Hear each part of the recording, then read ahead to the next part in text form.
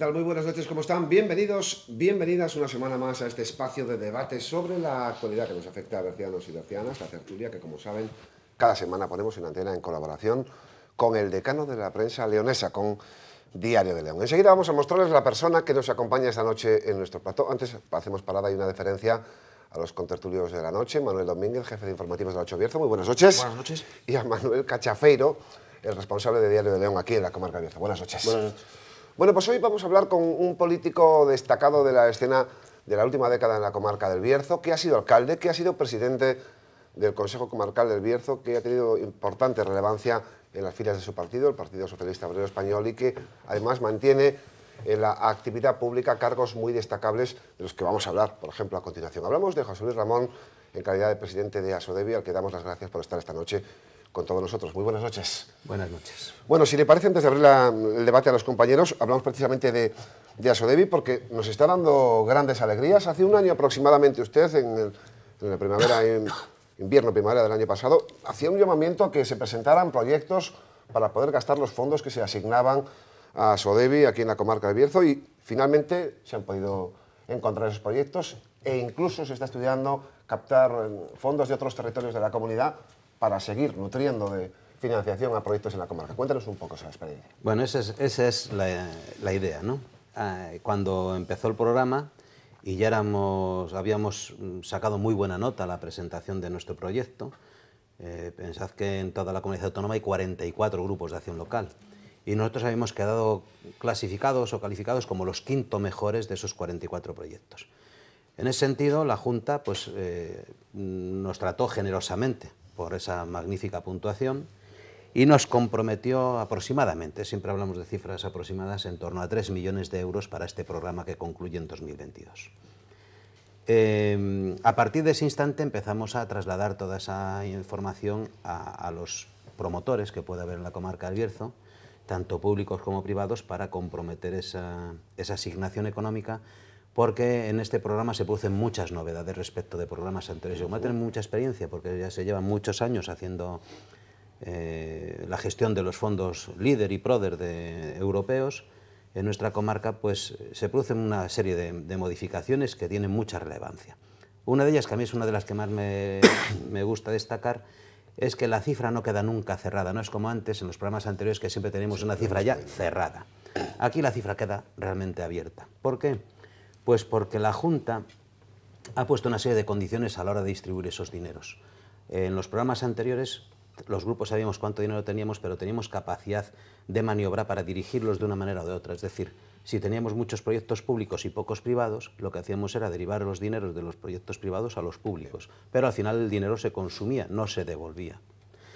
¿Qué ocurrió? Que había muchos grupos de acción local en todo el territorio de la comunidad autónoma que apenas tenían proyectos privados, pero sí tenían muchos proyectos públicos. Bueno, la diferencia entre privados y públicos es básicamente que el proyecto público, el promotor, es una institución pública como un ayuntamiento, una junta vecinal, y el privado pues es un empresario, ¿no?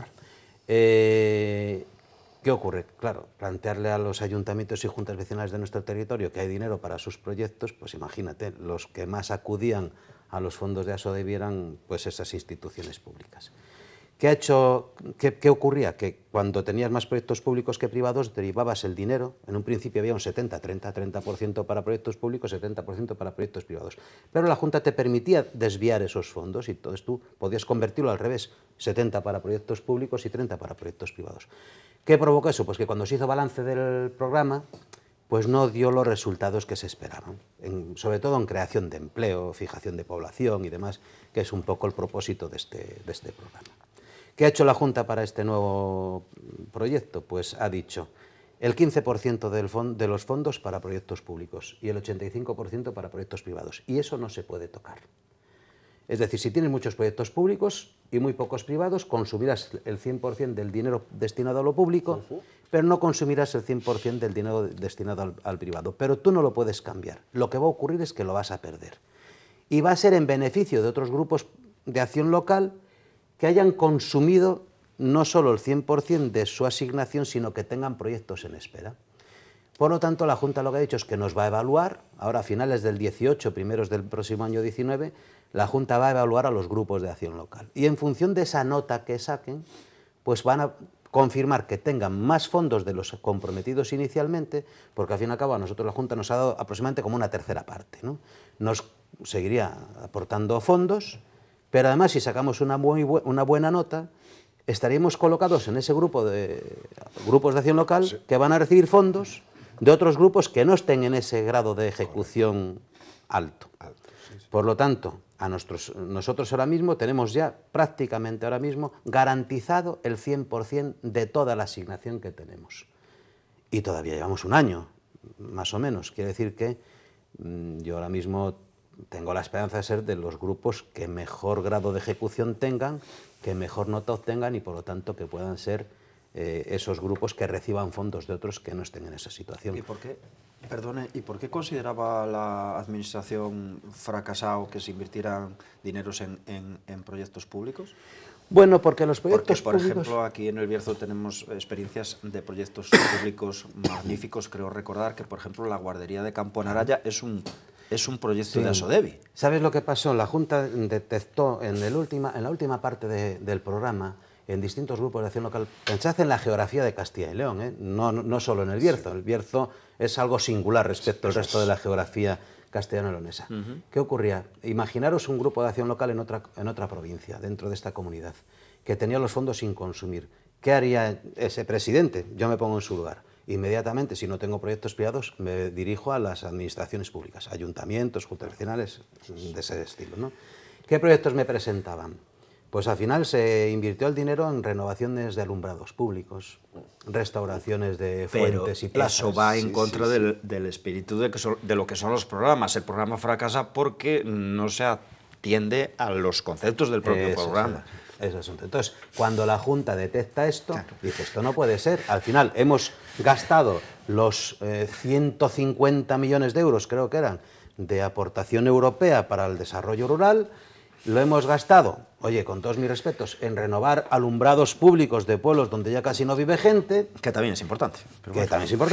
Que no se ha creado empleo, que no se ha fijado población o que no ha colaborado este dinero o estas inversiones para la creación de puestos de trabajo y la fijación de población, que es uno de los propósitos más importantes. Quizás el error estaría ahí en haber autorizado ese tipo de proyectos con este tipo de fondos. Pero se podía hacer porque el programa de funcionamiento lo permitía. Por eso los programas nuevos se han cambiado.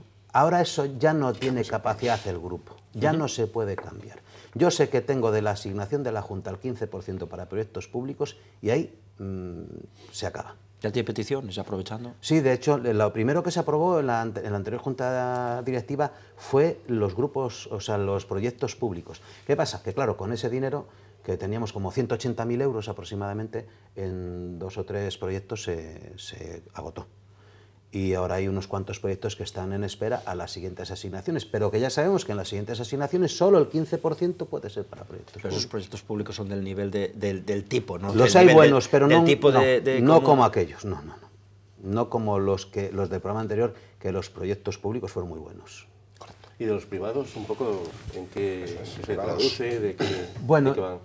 En este programa otra cosa que hemos detectado es que yo creo que sí es verdad esa especie de recuperación, ¿no? Parece que la gente está más entusiasmada. De un poco de pulso. Sí, y yo veo que hay proyectos de otra entidad, o sea, con mucha más envergadura, y además hay un detalle que para mí es fundamental respecto de programas anteriores, sobre todo el que coincidía en los años duros de la crisis. Los promotores de estos proyectos, en su mayoría, ya los han iniciado. ¿Qué nos ocurrió en el programa anterior? La gente esperaba, el promotor esperaba nuestra respuesta. Condicionaba el inicio o no del proyecto, el desarrollo o no del proyecto, a nuestra respuesta. Eso nos dio mucho trabajo y muchos disgustos. Si os acordáis, a última hora tuvimos que hacer una nueva convocatoria de proyectos porque nos sobraba dinero.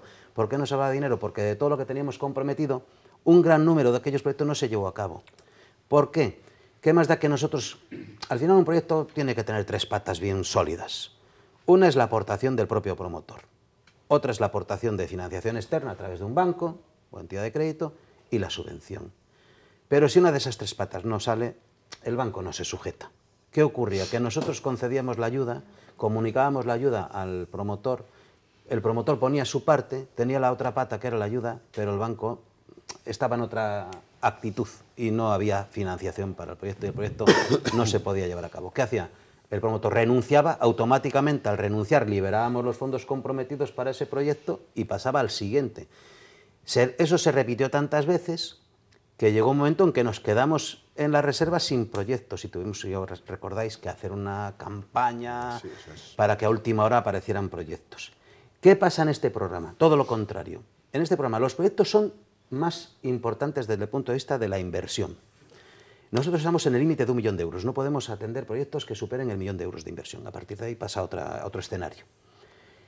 Y si os digo que tenemos proyectos desde 990.000 que se quedan en torno al millón, 742.000, de 500.000, de 600.000, para mí son proyectos ya de una cierta importancia.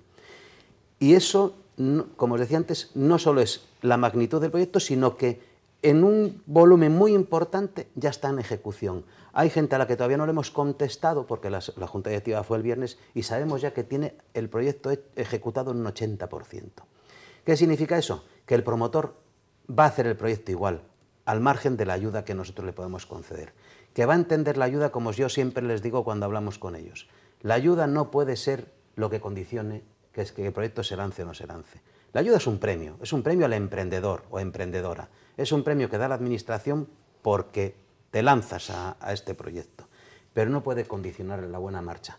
Quien lo condicione fracasará, nos hará fracasar a nosotros y fracasará como emprendedor. ¿Y de qué tipo son? ¿De qué sectores? Mira, sigue teniendo tirón el turismo en toda su amplitud, ¿no? Desde albergues, restauraciones de edificios para la construcción de hoteles, restauración, algunos vinculados al Camino de Santiago, pues sigue siendo Molina Seca, Camponaraya, Villafranca, un buen eje de inversión. Sabéis que Ponferrada no puede estar dentro de los grupos, no puede recibir ayudas. Y entra el sector del vino, relacionado con el vino. Yo creo que entra porque antes todo lo relacionado con el vino tenía su propia línea de ayudas, que ha desaparecido o que es distinta, y entonces le resulta atractiva nuestra línea de ayudas al sector del vino. Entonces tenemos varios proyectos relacionados con el vino. ¿Para montar nuevas bodegas? Enoturismo, básicamente relacionados con el enoturismo. Algunas conocidas, bodegas ya con arraigo, que hacen ampliaciones, que hacen modernizaciones.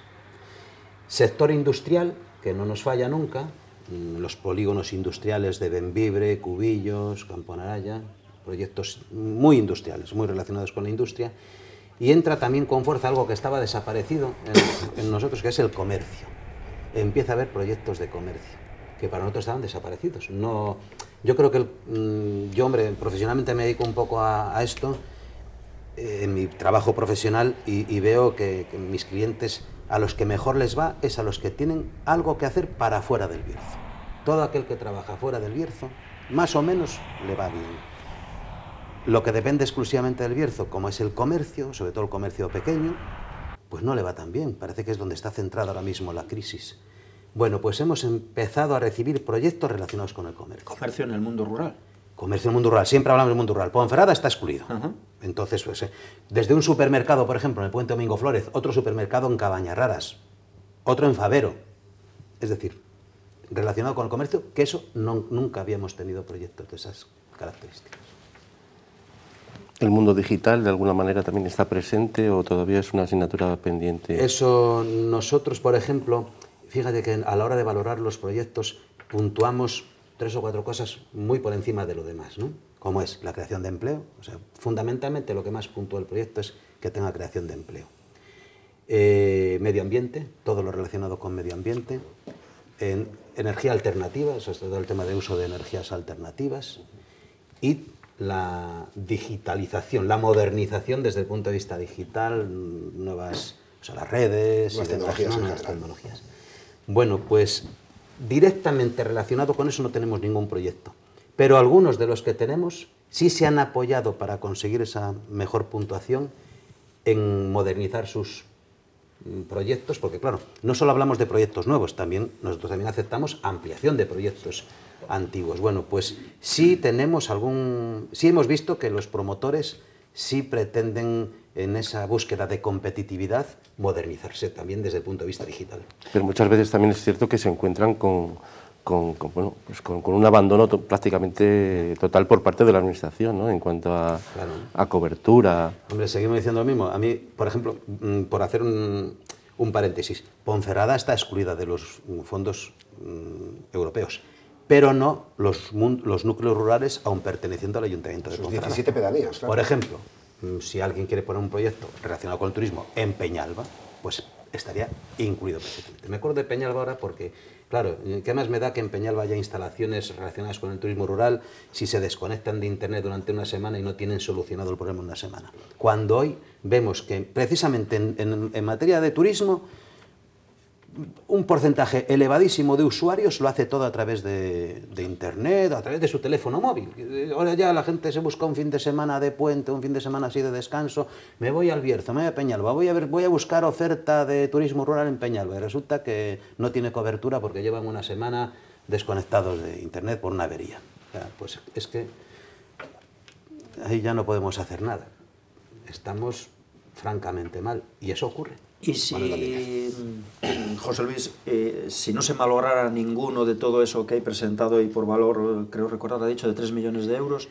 No, vamos a ver, las inversiones presentadas ahora mismo es de en torno a 7,5 millones de euros. Pero hay cobertura hasta 3. Sí, pero hay cobertura hasta 3. Eso es. Por esa primera aportación que hemos recibido. Yo hablo de esa cobertura que se da. Bueno, al final, si no se malograra ninguno de los proyectos presentados, hasta 7 millones de euros, que sería extraordinario, ¿de qué nivel de empleo estaríamos hablando? ¿Cuántos puestos de trabajo se pueden crear con este programa? Como os decíamos antes, nosotros, a la hora de valorar un proyecto, uno de los aspectos que más puntos suma es la creación de empleo. También es una instrucción que nos ha dado la propia Junta de Castilla y León, ¿no? Porque es lo que se persigue. Y también valoramos el mantenimiento del empleo. Yo creo que en época de crisis, esta ya es una opinión personal, en época de crisis es tan importante conseguir mantener el empleo como crearlo, porque lo que nos ha llevado a esta situación es que cuando las empresas, para poder sobrevivir, plantean lo primero reducir su plantilla, eso produce un efecto negativo multiplicador en la economía. Claro, que si cada empresa empieza a despedir la mitad de su plantilla, el paro se dispara, el consumo se reduce, al haber menos consumo genera otra vez más despidos porque no se produce, no se fabrica, porque no hay consumo, y esa es una rueda que nos lleva al caos total, ¿no? Entonces, para nosotros también es muy importante el mantenimiento de empleo, y sobre todo en el mundo rural. Por eso, las cifras que os voy a dar, yo creo que tiene un valor absoluto, bajo, pero un valor relativo muy alto. Yo siempre he defendido que un puesto de trabajo es un puesto de trabajo. Crear un puesto de trabajo es fantástico. Pero crear un puesto de trabajo en una ciudad como Madrid pasa desapercibido. Pero crear un puesto de trabajo en un pueblo como Peranzanes crea una familia. Entonces, por eso quiero hablaros un poco en términos relativos. Las cifras que nosotros manejamos ahora mismo, que están sacadas de los datos de los propios proyectos presentados, hablaría en torno a unos 168 puestos de trabajo, todo el programa que tenemos ahora mismo, entre mantenimiento de empleo y creación de nuevos puestos de trabajo. Puede parecer poco, pero yo creo que es un dato sencillamente extraordinario, sobre todo pensando que estos puestos de trabajo se crean en el mundo rural. Y proporcionalmente un puesto de trabajo en el mundo rural vale mucho más que un puesto de trabajo creado en la ciudad. Es mi opinión. ¿Sí? La despoblación es uno de los grandes caballos de batalla de esta comunidad del Bierzo. Desde su puesto, ¿cómo ve? ¿Es posible recuperar la población en los pueblos o bueno, se puede sobrevivir, pero tampoco se puede aspirar a recuperar el terreno perdido? Yo soy pesimista. Hemos visto que las administraciones, en este caso, por ejemplo, nuestra comunidad, que lo está pasando mal, ¿no? Porque es que cada vez que ves los datos estadísticos de pérdida de población, pues asusta un poco. Y los del Bierzo asustan más. Y los del Bierzo asustan más. Creo que las medidas que se han tomado no han dado resultados. Es decir, llevamos hablando de esto ya muchos años.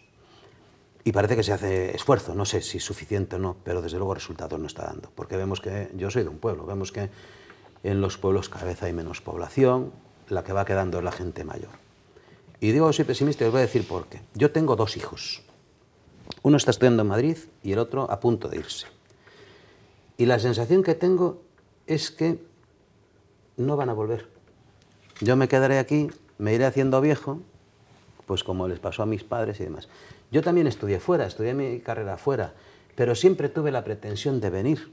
Mi propósito era regresar al Bierzo, regresar a mi casa, regresar a mi tierra. Pues en nuestra generación hemos estudiado todos fuera y hemos vuelto. Y todos hemos vuelto. Y todos hemos vuelto porque aquí no se podía estudiar nada. Claro, pero es que ahora, Manolo, el problema es que los que se van no vuelven. O sea, había una generación, la de mis padres, que emigró a Alemania, a Francia, a Suiza y tal, pero siempre dejaron un pie en casa. Venían una vez al año, cada 2 años de aquella, cuando no se podía venir con tanta frecuencia como ahora. Las distancias son las mismas, pero eran otros tiempos, ¿no? Y sus ahorros acababan invertidos en el pueblo, en una casa, siempre hacían una casa. Y el dinero retornaba. El dinero retornaba, porque tenían esa pretensión de regresar. Nuestra generación no emigró fuera, solo emigró por estudios. Yo fui emigrante por razones de estudios, pero siempre tenía la pretensión de regresar al Bierzo. Yo siempre tuve mis ofertas fuera de la comarca del Bierzo, yo siempre quise venir para aquí. Pero yo veo ahora que hay una tercera generación que no tiene ese arraigo en la comarca del Bierzo. Bueno, en la comarca del Bierzo, no tiene ese arraigo en su casa, en su tierra. Y me da la sensación que eso no son mis hijos, que son todos los hijos, todos nuestros hijos, ¿no? Claro, ¿qué pasa si una generación que va a estar muy bien formada, porque estos encima van a estar formados, ya nos hemos esforzado nosotros para que estén formados, por lo menos mejor que nosotros, si no regresan aquí, ¿qué va a pasar con nuestra comarca? ¿Quiénes vamos a quedar aquí? ¿Qué les atrae? ¿Por qué mi hijo está atrapado en Madrid? ¿Por qué le atrapa a Madrid? Que a mí me parece horroroso. ¿Por qué le atrapa a Madrid? ¿Qué tiene en Madrid que no tiene aquí? Futuro. Pues todo. Claro, futuro. Yo creo que a lo mejor hemos partido de un mal diagnóstico. Bueno, pues a lo mejor, por eso hemos tomado las decisiones que hemos tomado. Claro, si una persona tiene una enfermedad y le aplicas un diagnóstico distinto a la enfermedad que tiene, el resultado no va a ser bueno. Pues yo creo que sí, que ha ocurrido algo así. No hemos sabido qué hacer para que... Bueno, otros lo han hecho muy bien. Es decir, ¿por qué Madrid está en ese... ¿Por qué Madrid, Barcelona, Valencia, Sevilla, tienen ese tirón y el mundo rural porque el problema del mundo rural nada más que pueden escapan. Nada más que pueden escapan. Sí, sí. Es que yo creo que si nos ponen la alta velocidad a Ponferrada es la disculpa perfecta para salir pitando. ¿No? Es casi mejor no tener buenas comunicaciones, no sé que marchemos antes. Apuntaba anteriormente que las medidas adoptadas no habían funcionado, por lo menos no se percibe que hayan funcionado, pero ¿se ha tomado algún tipo de medida? Bueno, usted como responsable público y político, ¿qué medidas conoce para evitar la despoblación en la comunidad de Castilla y León? Vamos a ver, Manolo, si hablamos de esto, claro, si nos acogemos a los resultados, ya decimos que malo. Porque las medidas tomadas... definición de estrategia, libros blancos, comisiones y subcomisiones en el Congreso y en el Senado. De aquí del Bierzo han ido a esa comisión del Senado alcaldes de poblaciones súper pequeñas a hablar de su problema. No creo que hayan venido con nada para aplicar en sus territorios. Digo yo, ¿sabes cuál es mi opinión? Esto es como el tren turístico, como todos estos megaproyectos del Bierzo, la alta velocidad, que al final todo se convierte en una comisión. Hemos creado la comisión en defensa de no sé qué, pero a los 3 meses ya hay otra comisión distinta. Porque ni siquiera cuando se crea una comisión se integran todos. Y luego entonces se hace otra comisión, que se integra en otro grupo. Y todo nuestro esfuerzo acaba siendo comisiones, trabajo de comisiones que están muy bien redactados, muy bien encuadernados y con una presencia magnífica, y ahí acaba todo. Entonces, claro, el problema está que aquí no se concluye con nada. Todo se vuelve literatura, todo se vuelven ideas, todo se vuelve en papel, pero no se ejecuta nada. Y si no se ejecuta nada, lo hablábamos antes, es que es muy difícil montar un negocio de turismo rural en Peñalba cuando al año tienes unos cuantos días que estás desconectado.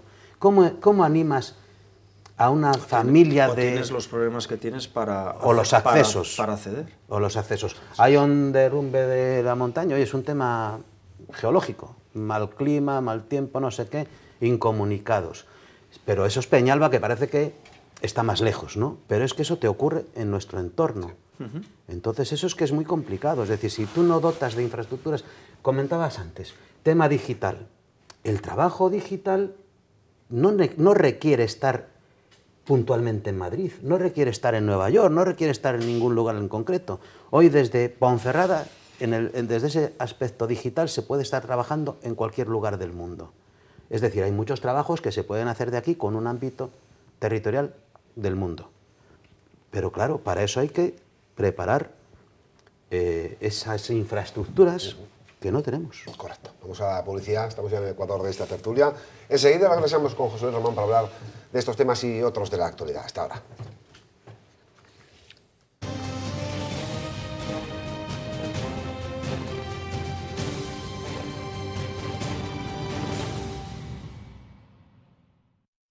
En 2015 cumplimos 50 años y por eso queremos explicarte por qué somos tu óptica de siempre en Ponferrada. Ser de siempre no es tratarte como uno más, sino como alguien único. Es haber vivido los cambios de tu barrio y de tu ciudad, del blanco y negro al color.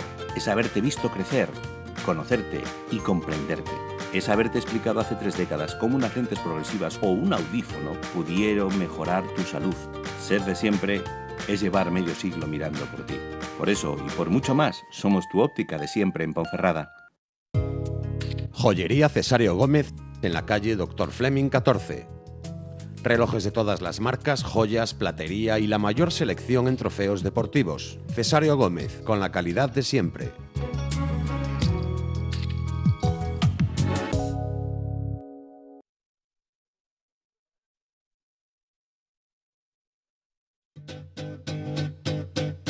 One, two, three, four. Can I have a little more?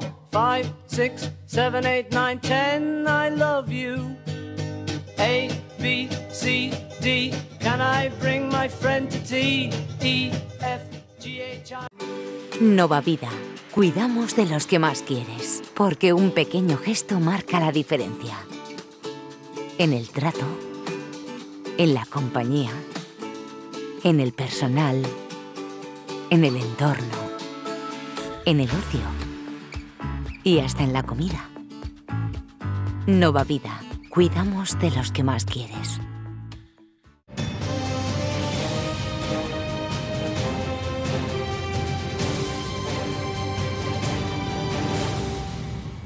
Y volvemos con todos ustedes en la tertulia con José Luis Ramón. Hablábamos en la publicidad, hacía un apunte el responsable de Diario de León en la comarca de Bierzo, Manuel Cachafeiro, sobre la realidad del medio rural, que le querías hacer una cuestión concreta, ¿no?, al entrevistado de la noche. Bueno, yo le había comentado así que justo creo que una de las claves de la despoblación es también que no hay una cultura rural, una cultura de asociar el campo a vivir bien, a la buena vida. Y bueno, como reflexión, ¿cómo lo ves, José Luis Ramón? Pues yo creo que tienes toda la razón. No había pensado yo en ello, pero desde luego nadie de nuestros padres quería para sus hijos lo mismo que para ellos. El mundo en el campo, el mundo rural, era muy duro. Te limitaba los accesos. Parecía que en la ciudad estaba el desarrollo y en el campo estaba el atraso. Yo no sé si... Esto también lo hemos generado nosotros mismos. Probablemente. Pero mi padre, que trabajó en la mina y en el campo, no quería para ninguno de sus hijos que acabase o en la mina o en el campo, porque para él eso le significaba pues pobreza, le significaba esfuerzo, le significaba pues una limitación al mundo, ¿no? Unas puertas cerradas al desarrollo cultural, económico, social y demás. Cuando yo soy un defensor del mundo rural, porque creo que el mundo rural te puede dar mucha calidad de vida. Y lo hemos visto en otros países, lo comentábamos, ¿no? Tenemos ejemplos de cómo se ha desarrollado el mundo rural en otros países y cómo la gente no se le pasa por la cabeza abandonar su mundo rural para ir a la gran ciudad. Parece como que la gran ciudad queda en otros países para los emigrantes, ¿no? En Francia, ¿no? Al final, ¿quién vive en las grandes ciudades? ¿Quién vive en París? Los emigrantes, que está lleno por todas partes, ¿no? ¿Quién vive en el mundo rural? Los franceses de toda la vida, porque se han arraigado allí, porque pueden vivir con cierta calidad de vida o con muy buena calidad de vida en ese mundo rural. Pues a lo mejor aquí es lo que falta, empezar por el origen del problema, que puede ser una cuestión cultural, porque al final vamos a pensar que las administraciones se vuelcan y nos van a dotar al mundo rural de las máximas tecnologías, velocidad 4G, bueno, la 5G cuando salga, grandes accesos, unas comunicaciones magníficas, pero si la gente sigue sin venir porque de ninguna manera pretende asentarse en el mundo rural, va a dar igual cómo se lo pongamos de bien. Quiero decir, si yo no quiero marcharme del Bierzo y me dice, mira, si vas de pastor para Australia ganas 10.000 euros al mes y joder, vives de pastor, tampoco es tan malo. Ya, pero es que mira, es que me da igual cómo me lo pongáis porque no me pienso ir a Australia, ¿no? Pues entonces yo creo que aquí va a pasar un poco lo mismo. ¿Qué más me da cómo me pongáis en el mundo rural si eso me representa atraso, dificultad para la educación de mis hijos, atraso sanitario, ¿no? Porque a ver cómo... Lo vemos aquí, si es que no quieren venir para el hospital a trabajar los propios médicos, porque no quieren venir para el Bierzo, ¿no? Los grandes profesionales no quieren venir, ¿qué pintan aquí? Yo creo que hasta la Ponferradina tiene dificultades para conseguir grandes jugadores porque no quieren venir a jugar a la comarca, o sea, a la Ponferradina, a Ponferrada. ¿Qué vienen a hacer aquí? ¿Hay universidad para los hijos? No. ¿Hay oferta cultural? Bueno, reducida. ¿Tengo buenos accesos? En fin, sí, comemos genial, bebemos genial y nos lo pasamos genial porque tenemos una comarca privilegiada, pero eso no llega para todo. En la que cada vez seremos menos si no se ponen algún tipo de remedios, porque el desarrollo económico e industrial no parece que de momento tengamos muchas esperanzas en él, y en ese mundo rural en el que trabajáis desde Asodebi está... pues sin romper en principio los estereotipos de esa asociación que decía Manuel, claro, de campo, pobreza y atraso. Ya, ese es el problema. Y feísmo, que también... vamos a hablar de algún pueblo. Resulta que si no hay un número determinado de niños, cierran la escuela. Claro, ¿cómo lo convences tú a una familia, ya de aquí o de fuera? Dice, oye, estás viviendo mal... En ese sentido, la comunidad de Castilla y León es espectacular, ¿eh? Sí, sí. Porque aguanta hasta, bueno, con 4 niños, sí. Aguanta 4 niños. Ahí de chapó, porque hay muchos territorios, muchas comunidades... Que ya no soportan eso. Que no soportan eso. Claro. Y aquí, en ese sentido, todavía... Claro. Prestación de servicios. Claro, es que si todo lo basamos en la economía, yo creo que eso es lo que ha ocurrido. Se ha basado mucho en el tema económico. Hay que buscar rentabilidad a los dineros públicos. Entonces, claro, si piensas así, coger a todos los vecinos del Valle de Fornela, se les construye unas viviendas aquí en una zona de Ponferrada, se les trae a todos a vivir a Ponferrada y a las arcas de la administración... No tienes que hacer muchas viviendas, ¿eh? Bien, pero a las arcas de la administración les cuesta mucho menos. O sea, mantener las infraestructuras de esa población se abarata muchísimo. Eso se hacía con los pantanos. Bueno, no quiero yo volver a aquellos tiempos, ¿no? Bueno, pero también se ha puesto mucho hincapié en la búsqueda de la optimización económica y con eso no se puede, con ese criterio no se puede trabajar. Pero en los pueblos desapareció el médico, el cura a duras penas sigue, se mantiene la educación como último... El cura Manuel a los pueblos va a enterrar ahora, desgraciadamente. Está la gestión de los servicios públicos. Porque no hay ya sacerdotes. Y yo quería saber un poco cuál era su visión sobre, bueno, todo esta nueva... la Junta intenta hacer un mapa de ordenación, que es también otro caballo de batalla. Quería saber un poco su opinión. Pero mira, ya está siendo muy criticado y prácticamente... Nadie quiere dar un paso para compartir. Nadie. Pero no se pasa con todo, pasa como te planteaba la reducción de los ayuntamientos, porque parecía que a lo mejor eliminando ayuntamientos o agrupándolos con otros para hacer entidades más grandes y que pudieran ser más potentes y demás, al final tampoco se hizo nada. Esa fiebre de las juntas vecinales... con la eliminación de la crisis o la perspectiva de... Eso ha pasado ya. Ya ha pasado, pero era recurrente políticamente, ¿no? Había que reducir... No había nadie que no quisiera aportar al día siguiente una novedad sobre el asunto. Había que reducir ayuntamientos. Sí. Bueno, ahora el caballo de batalla se ha puesto sobre las juntas vecinales. Habría que reducir ayuntamientos. Que se ha puesto en el disparadero, ¿no? Eso es muy complicado. Pero sobre el proyecto de ordenación que decía, que hablaba... Bueno, Manuel, pues volvemos a lo mismo, es decir, si prácticamente está en borrador y ya tiene más detractores que gente a favor, ¿no? Entonces, no es fácil, parece que no se acaba de encontrar una fórmula para que le guste a todos, ¿no? O sobre todo a los grandes grupos políticos de la comunidad. Yo creo que no se puede plantear una cuestión tan seria desde el gobierno, por mucha mayoría que tenga. Algo tan sensible como la distribución territorial para estos servicios tiene que pactarse, tiene que negociarse en las Cortes con todos los grupos políticos y de ahí que nazca un proyecto que ya nazca bien desde el primer momento, porque claro, lo que han presentado aquí ya ha tenido rechazo por parte de la oposición, a nadie le gusta. Aquí ha habido ayuntamientos que ya se han hasta movilizado para rechazar ese proyecto. El Consejo Comarcal se ha opuesto... El fracaso haya sido el Consejo Comarcal, que no ha sabido aunar justo esa ordenación del O no Bierzo. se le ha permitido. O no se le ha Bueno, permitido. claro, a lo mejor no le han dejado jugar en ese partido, ¿no? Pero Pero era una buena idea, ¿no? era una buena idea. Y en la comarca, dándole papel al Consejo Comarcal, yo que he vivido esa institución en primera persona, a mí no me disgustaría, siempre y cuando el Consejo Comarcal participara de esa distribución. No era mal proyecto, pero aquí necesitábamos que el Consejo Comarcal estuviese dentro. Y eso, pues, no era el objetivo de la Junta de Castilla y León, en principio. Ya que habla del Consejo Comarcal del Bierzo, bueno, coméntenos un poco, ¿cómo ve la institución? Después de su paso por la presidencia de nuestra tierra, ha habido diversos gobiernos después, ¿cómo ve la notoriedad social de la institución, la presencia en la calle, la fuerza que puede tener ante los gobiernos provincial, regional? ¿Qué nos puede comentar al respecto? Bueno, en este último que me comentas, yo creo que sigue más o menos igual, ¿no? Parece que siempre hay una especie de rivalidad con las distintas administraciones, tanto por arriba como por abajo, ¿no? Al Consejo Comarcal le falta que desde abajo se le aporten cosas, estoy pensando en ayuntamientos, juntas vecinales y demás, y por supuesto la rivalidad que tiene con Diputación o con la Junta de Castilla y León a la hora de prestar servicios. Pero sin embargo, respecto desde el punto de vista social y de aceptación en la comarca, yo creo que poco a poco está costando, ¿no? Parece que es la única entidad que le está costando ganarse el público, pero yo creo que lo está consiguiendo. Y hay 2 o 3 cosillas que están funcionando muy bien y que han sido posteriores a mi etapa de presidente, que es, por ejemplo, el Banco de Tierras, ¿no? Que yo creo que está funcionando fantásticamente bien, que está teniendo una respuesta extraordinaria, y eso acerca a la gente, acerca al público a la institución. A mí me parece que eso ha sido, tanto del gobierno anterior como el actual, quizás una de las mejores ideas que ha pasado por el Consejo Comarcal. ¿Y no echen falta que el municipalismo apueste por la comarca? Va a ser difícil porque hay ayuntamientos, a mí me tocaba ya de mi época de presidente, hay ayuntamientos que eso no lo van a hacer nunca.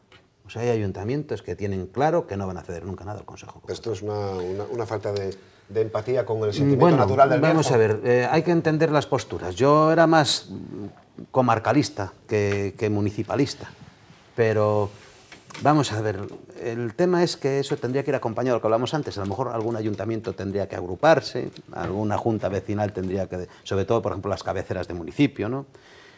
Pero claro, ¿cómo le dices tú a un alcalde que ceda un servicio que presta el ayuntamiento directamente a sus usuarios, lo cedes al Consejo Comarcal y la primera pregunta que te haces es, ¿lo harán más eficiente que yo o no? Porque si lo hacen mejor o igual no va a pasar nada, pero si lo hacen peor, las quejas de los vecinos no son al Consejo Comarcal, son al ayuntamiento.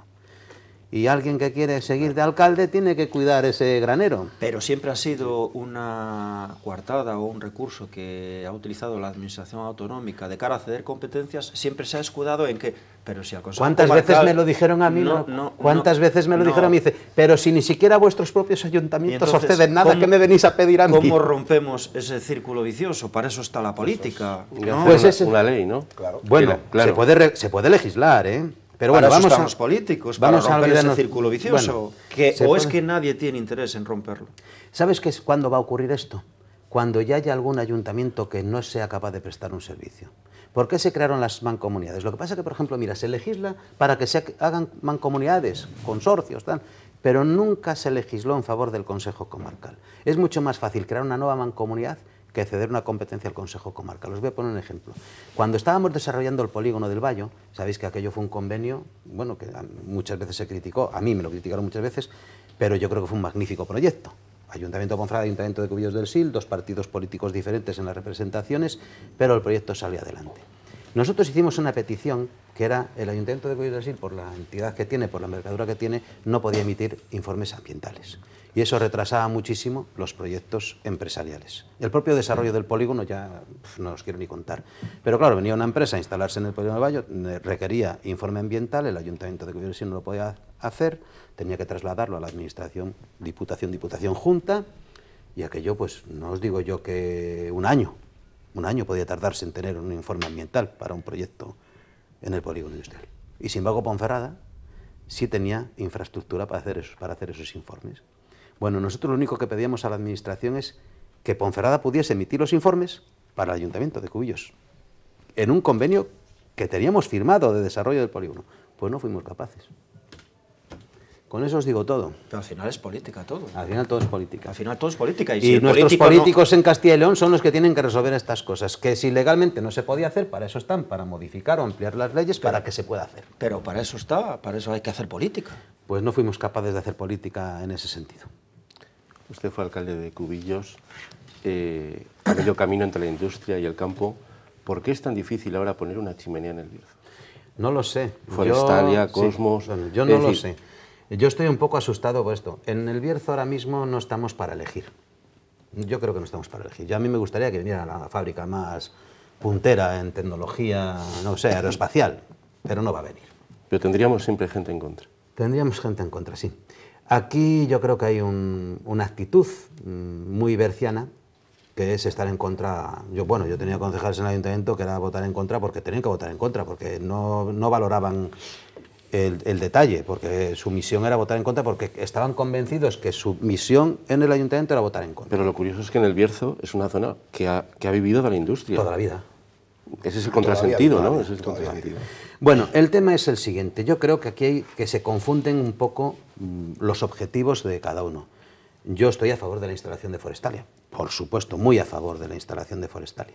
Creo que es un gran proyecto y confío además en uno de los consejeros que más me gusta del gobierno de Castilla y León, que es Suárez Quiñones, que ha dicho además claramente que es una apuesta y que él, ha dicho hace poco que cuenta que eso no tiene marcha atrás.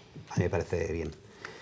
Creo que los ecologistas son necesarios, porque si no puede haber... son necesarios para que todo funcione mejor. Pero yo no creo que la actitud de los grupos ecologistas sea estar en contra de un proyecto que si cumple la normativa medioambiental, que os aseguro que es muy rigurosa, hoy es mucho más rigurosa que antes, que es muy rigurosa. Es decir, si un proyecto como Forestalia consigue la licencia ambiental, no os podéis imaginar por cuánto habrá tenido que pasar ese proyecto, porque es muy rigurosa la legislación. Entonces, ¿cuál tiene que ser la actitud una vez que se cumple eso?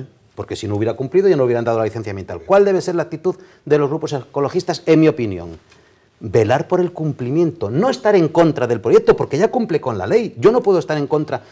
¿Os imagináis que yo como alcalde de Cubillos, tú quieras hacer una casa en Cubillos, presentes tu proyecto, cumplas con todos los requisitos legales, y yo porque tengo una presión mediática no te dé la licencia de construcción? Tú dirás, pero si es que tengo derecho a ella, cumplo con todos los requisitos. Y una pregunta, señor Ramón, ¿cree usted que esta beligerancia puede resultar muy peligroso para el desarrollo económico? Vamos, yo os aseguro, con la sensibilidad que es el mundo económico no responde a nada más que a la sensibilidad. Cualquier problema, cualquier movilización, cualquier aspecto beligerante puede provocar que el empresario elija otro lugar, elija otra ubicación. ¿Por qué tengo que venir aquí, que es la gente beligerante, con mi proyecto? ¿Nos estamos metiendo en terrenos muy pantanosos? Yo creo que sí. Yo creo que nos estamos jugando parte de nuestro futuro. Entonces, ¿qué le pediría yo a los grupos ecologistas? Por supuesto, existir, claro que sí, y trabajad. Pero creo que vuestro objetivo es velar por el cumplimiento de la normativa medioambiental, no posicionaros en contra de un proyecto. Yo bromeaba el otro día, exijo un referéndum a favor o en contra de Forestalia, a ver cuál es el resultado. Yo exijo un referéndum en el Bierzo, votos a favor de Forestalia y votos en contra, para que se den cuenta los grupos ecologistas qué representación tienen. Que yo estoy convencido que ganamos por goleada, 80-20, para que se den cuenta qué representación tienen y entonces qué daño están haciendo a una comarca que no sigue sus instrucciones, que no está de acuerdo con ellos. Es decir, una población muy pequeñita puede estropear un proyecto que beneficia o que está la mayor parte de la población a favor. Esa es mi opinión. Y todo eso en una comarca que tiene una vinculación todavía con la industria, y usted, que ha sido alcalde de Cubillos de Sil, como decía Manuel Cachafeiro, conoce muy bien la realidad de Endesa, la tuvo muy de cerca. Usted tiene que saber, por experiencia, cuántas posibilidades tiene la comarca de que se mantenga abierta esa infraestructura, aunque sea en mínimos. Yo creo que tal como está ahora, que ya están mínimos, va a durar por lo menos hasta 2030. Yo no me creo el cierre ni en el 18, ni en el 20, va a durar hasta 2030. ¿Por qué? Primero, porque es una infraestructura necesaria, porque la necesitamos. Segundo, porque la estrategia, atendiendo... El director de generación, Manuel Morano, dice eso. Y a partir de hace unos días lo va a seguir diciendo más, porque le acaban de prometer a la Nissan de Ávila, no sé, 50 millones de euros. Imaginaos que soy yo el director de Endesa en Cubillos. Vamos, yo me pongo a llorar ahora mismo. ¿Cuánto cuesta actualizar los grupos térmicos de Cubillos a las nuevas medidas medioambientales. Lo han cuantificado en 200 millones de euros. Pero hay que traer el carbón de fuera. No, yo sí que lo condicionaría. Si la Junta pone dinero, que lo condicione por lo menos a que el carbón sea autóctono. Solo faltaba. Es decir, no va a poner la Junta dinero para modernizar esos grupos desde el punto de vista medioambiental para que luego antes se traiga el carbón de fuera. No. Aquí se pone el dinero para que el carbón sea autóctono. Y yo sería lo que haría. Y si soy el director de Endesa, ahora mismo digo, o sea, a Nissan, porque cierra, le dan 50 millones de euros. Coño, yo digo que cierro, a ver si me quedan otros 50 millones de euros. Si es que me lo han puesto en bandeja. El de corto plazo y el medio plazo es optimista, entonces. Sí. Pero no puede cerrar porque no nos lo podemos permitir. Para mí es mi principal argumento. No nos podemos permitir deshacernos de estas infraestructuras porque no tenemos alternativa energética. Básicamente por eso, claro, no hay alternativa energética. Ayer sobre su partido, el Partido Socialista, ayer le reclamaba el ministro de Energía, Álvaro Nadal, apoyo a esa proposición de ley para evitar el cierre de centrales o dificultar el cierre de las centrales térmicas, que parece, por lo menos eso es lo que se entendía de las palabras del ministro, que el PSOE ya la rechaza. No lo sé, yo no sé si lo va a rechazar. Desde luego el PSOE del Bierzo seguro que no. Aquí lo que pasa es que va a haber dos opiniones, la del PSOE del Bierzo o la del PSOE de León y la del PSOE de fuera de León. Como pasa muchas veces. Ya, pero por el centro de España me parece que tiene que ver más vamos a ver. La opinión del PSOE de Ferraz que no... Sí, bueno, eso también es verdad. Pero hay una cosa muy clara. Nosotros tenemos que defender nuestro carbón con las medidas medioambientales pertinentes, sabiendo que no es el futuro. Lo dice Ángel, el alcalde de Páramo, que a mí me encanta esa expresión. Ángel, sabéis que es un gran defensor del carbón también, ¿no? Claro, lógicamente también le toca a él en primera persona. Y dice que el carbón no es el futuro... Con central incluida. Con central incluida. Dice que el carbón no es el futuro, pero hay que darle una muerte digna, porque se lo ha ganado en nuestra historia, no berciana. Aquí ya hablamos de la historia de este país. El carbón se ha ganado una muerte digna. Hay que darle una muerte, pero hay que darle una muerte digna. Quedan pocos minutos. Hablaba de carbón y hablaba de posturas de partidos políticos. ¿Cómo ve el suyo? Al Partido Socialista Obrero Español desde todos los frentes, desde el ámbito más local hasta el nacional. ¿Es capaz de remontar, de regresar a un gobierno de España, a los gobiernos municipales, después de esa crisis económica que afectó en votos de una forma significativa su formación? ¿Cómo lo ve? Hombre, vamos a ver, que el Partido Socialista en España tenga aspiración a gobernar, eso como mínimo, ¿no? Eso forma parte de su propia existencia. ¿Que es necesario que de vez en cuando gobierne el Partido Socialista este país? Vamos, eso es incuestionable. Además, la historia nos lo demuestra. Los datos estadísticos parece que este país se está derechizando. No nos va bien, ¿no? Porque los dos partidos políticos con más intención de voto en esas encuestas son los dos de derechas. Ya no solamente está uno, ya le han adelantado por eso, al es que Partido ahora Socialista tenemos por otro, delante, según la en última las encuesta. estadísticas, en las encuestas tenemos por delante a dos partidos de derechas. Eso significa que este país se está derechizando. A mí me preocuparía, quiero decir, como si yo fuera un líder con responsabilidad en el Partido Socialista, me preocuparía ahora mismo estas encuestas, porque no es que el PSOE pueda estar pasando un mejor momento, pero eso siempre es cíclico. Esto es como la economía, dientes de sierra, tan pronto estoy arriba como abajo, eso es cíclico, ¿no? Pero que el país se derechice, en fin. ¿Y qué le pasa a la izquierda? ¿Qué le pasa a la izquierda? Y que el partido no se recupere. Y que el partido no se recupera, bueno, pues parece que con todas estas que hemos tenido, todas estas historias que hemos tenido de liderazgo, de cambio de liderazgo, pues igual el público no lo entiende demasiado bien, ¿no? Si Pedro Sánchez va a ser el líder del futuro, pues yo creo que tendrá que consolidarse y no cada X años tener una votación que gana, pero que luego le acaban presionando para no sé qué y luego vuelve. Hombre, hay que consolidar el liderazgo. Si es en Pedro Sánchez, pues me parece bien que en Pedro Sánchez, pero no, las encuestas no nos están siendo favorables y deberían preocuparnos, la verdad. Y aunque nos queda un poco lejos lo de Pedro Sánchez, o un poco más lejos, en el Bierzo, como ve la situación, y no sé, y en el Ayuntamiento de Ponferrada, las opciones que pudiera tener, ¿usted cree que está en disposición de recuperar esa alcaldía, la alcaldía de la segunda ciudad de la provincia? Hombre, vamos a ver, es algo pronto para decirlo, porque no sabemos muy bien cómo va el tema de candidatos, ¿no? Yo creo que es una ocasión magnífica para recuperar el Ayuntamiento de Ponferrada. ahora mismo. Pero la agrupación no va a tener muchas oportunidades tan buena. Ya la vez pasada fue magnífica. Esta es tan buena o mejor que las anteriores elecciones. La agrupación está como el PSOE. Bueno, lleva muchos años así.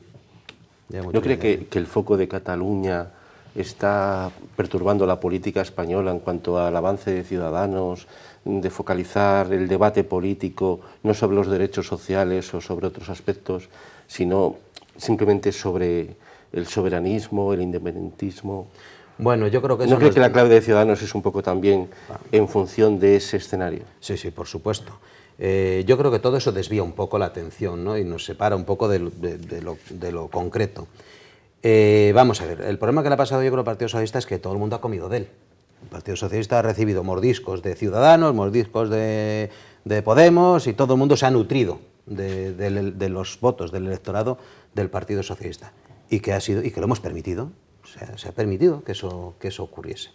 Entonces ahora, bueno, pues recuperar el terreno perdido, no es fácil, muy complicado. ¿Por qué? Primero, porque sale con mucha fuerza Ciudadanos, que es como un grupo así de moda, que yo creo que está muy por encima de lo que realmente es como partido político, que si todo sigue con estos indicadores empezará a tener gobiernos, y es lo único que nos falta por saber de Ciudadanos, qué es capaz de hacer si gobierna, porque hasta ahora no ha gobernado nada.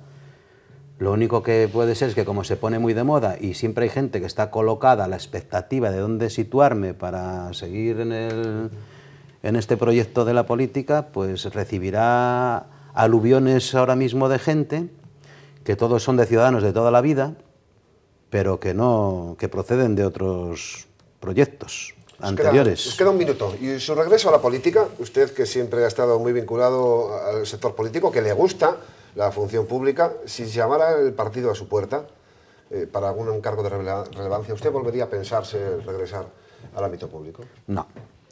No han llamado, pero no voy a volver a la política. Yo ahora estoy muy a gusto, vivo bien, trabajo mucho, es lo único que me disgusta de mi día a día, que trabajo muchísimo, pero también vivo muy bien. Y mi vida hoy no la mejoraría la política, por lo tanto no. ¿Tanto sin sabor deja la política? Sí, para mí ha sido una experiencia con muchas cosas positivas, pero la política se desvió a unos ámbitos personales de mentira. ¿Visteis lo que está pasando en Madrid? Es que, chico, si fui un día a un hotel y robé el jabón, con eso me van a hacer dimitir. Va a haber un vídeo donde estoy robando el jabón de la jabonera porque estuve una noche en un hotel. ¿Me entiendes? Si te lo llevaste de un hotel, posiblemente. Claro, es decir, chicos, bueno, es un ejemplo, ¿no? Pero quiero decir, es que la política se ha convertido en algo ruin, donde cuando no puedes combatir con alguien porque nunca le vas a ganar en los votos, pues te dedicas a mirar su basura. Yo también tengo mi basura, ¿quién no la tiene?